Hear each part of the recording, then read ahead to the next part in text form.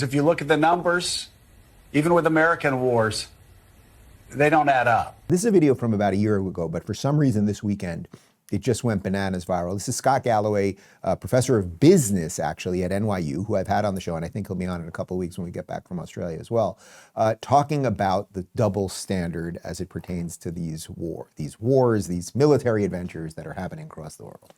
Peeves seems to be one of your pet peeves, and that is, 2 million people have been killed in the Sudan civil war. I haven't seen a protest at NYU for that. Assad killed 500 Arabs. I didn't see colleges burned down. 500,000 Arabs killed by Assad. Saddam Hussein killed over 1 million Muslims in wars. I gassed them. I didn't see protests there. And yet your school is shut down right now because Israel is responding to the worst attack against Jews worldwide since the Holocaust.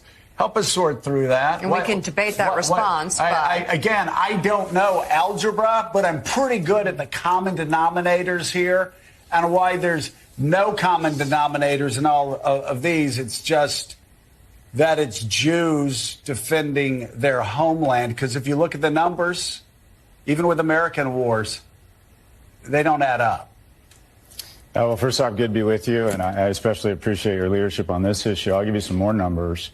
2,200 American servicemen killed at Pearl Harbor. We go on to kill 3.5 million Japanese, including 100,000 in one night.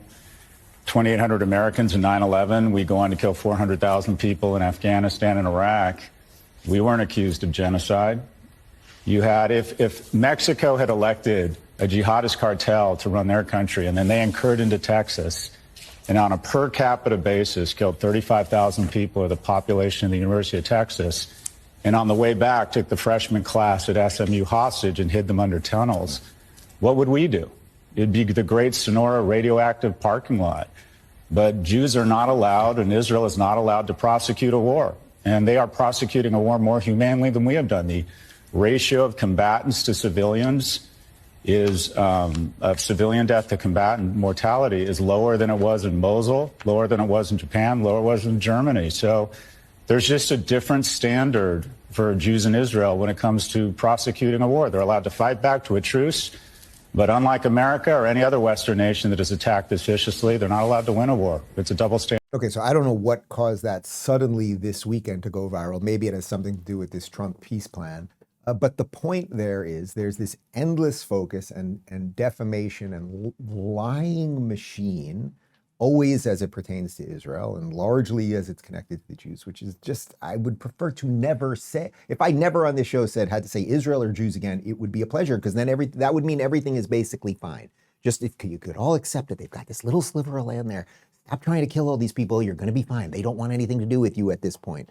But when we have this strange double standard, and to connect it to the earlier part of the show, when people racialize everything in the wrong way, so when you have all of these people that are constantly telling you America's a white supremacist nation, and Stephen Miller, the Jew, is a white supremacist, and all of these things, the intersexual calculator ends up breaking brains. And over time, when you have enough broken brains, you will have a broken society.